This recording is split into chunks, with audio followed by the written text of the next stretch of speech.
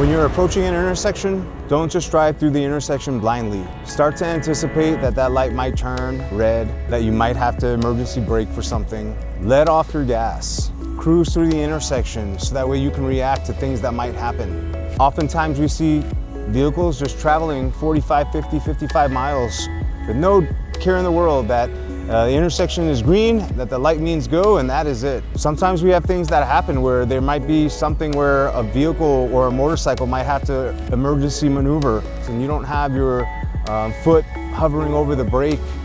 You might not have enough time to react to whatever might occur.